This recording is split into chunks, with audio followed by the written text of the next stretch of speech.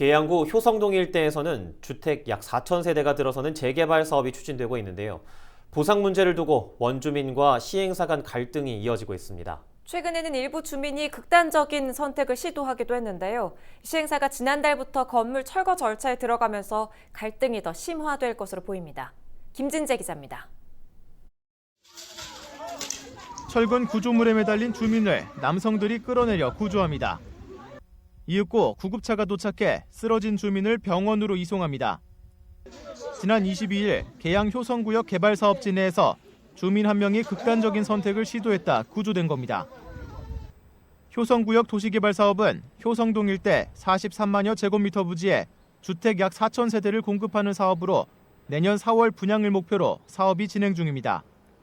지난달에는 인천시 지방토지수용위원회 수용 재결 처분에 따라 사업 시행자가 공탁금 약 530억 원을 인천지방법원에 입금한 뒤에 강제 철거 절차에 들어간 상황. 하지만 원주민과 시행사 간 보상 협의가 제대로 이루어지지 않아 갈등이 이어지고 있습니다. 주민들은 시행사가 보상 대상인 토지와 건물, 영업권 등의 소유자를 미상으로 처리한 경우가 전체의 절반 이상이라며 보상금을 받으려 해도 받지 못하는 상황이라고 이야기합니다. 이 미상으로 처리되어 있는 분들은 신분증을 가지고 공탁소에 가도 공탁금을 수령할 수가 없는 거예요.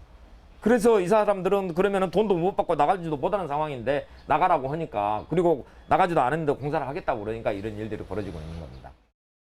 특히 일부 주민은 보상액이 지나치게 낮게 산정됐다며 시행사를 상대로 보상액 재산정을 요구하고 있습니다.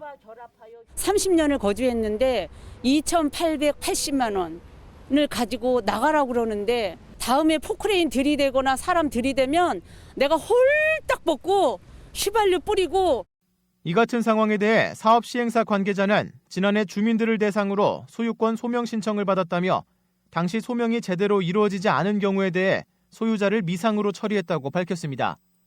이어 현재도 주민들이 소명에 필요한 서류를 제출하면 소유권을 인정하고 있다고 답했습니다. 다만 보상액 산정의 경우 인천시와 사업 시행사 등이 추천한 평가사가 평가 기준에 따라 심사한 결과이기 때문에 보상액 변경은 어렵다고 말했습니다. 현재 효성구역 도시개발 사업지 내에 거주 중인 주민은 약 80가구. 사업지에 남은 주민과 사업 시행자 간 보상 협의 갈등이 이어지고 있습니다.